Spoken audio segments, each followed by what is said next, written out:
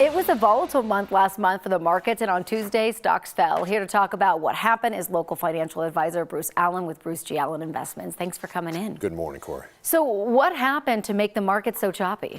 What we've seen since the middle of January is interest rates have really risen dramatically as the markets are more concerned that the Federal Reserve will continue to raise rates higher than 5%. Okay. And we saw the 2-year Treasury bond, which is a bond that really reflects what's happening in interest rates, their yields have risen pretty dramatically. They were at about 4.09% in January 18th, and now they're at 4.92.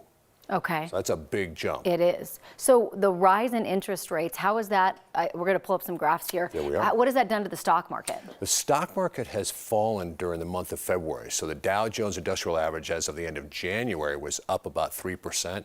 Now it's down 1% for the year. Okay. The S&P was up about 6%. That's now only up 3%. So the interest rate increases have cut the market advance in half. Okay. On the S&P's case, and it's turned it negative for the big dividend-paying Dow Jones. Now, what's the reason the interest, the rates are rising?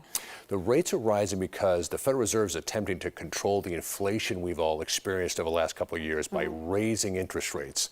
By raising interest rates, they hope to put the foot on the brake of the U.S. economy, and by slowing the U.S. economy down, they'll hopefully bring inflation down.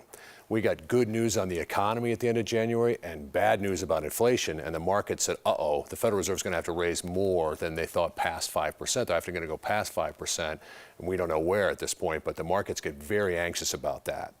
Yeah, I mean, there was this, they're trying to find the balance, right? Like, you can't push it too far, but you got to push it enough to, like, ease the inflation. And, you know, they were thinking that that was going to be the last rise, but maybe not so much. We're going to probably see more. In fact, in March, we're likely to see middle of March, we'll probably see another 0.25%, maybe even a 0.5 point now, whereas a 0.5 point rise was off the table. So whether we go to 5 or 5.25 then, and then we may go to 5, 5.5, 3, 5.75 sometimes later this year in the spring, that's what the market's really worried about, is how high is the Fed going to go before they stop?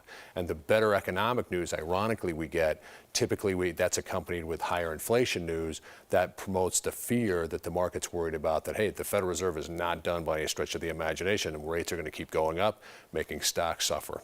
All of it affects the other, right? Yes. It's a trickle-down effect. The points, they're all connected. Yeah. Bruce, thank you so much for coming in. Good to see you. Appreciate it.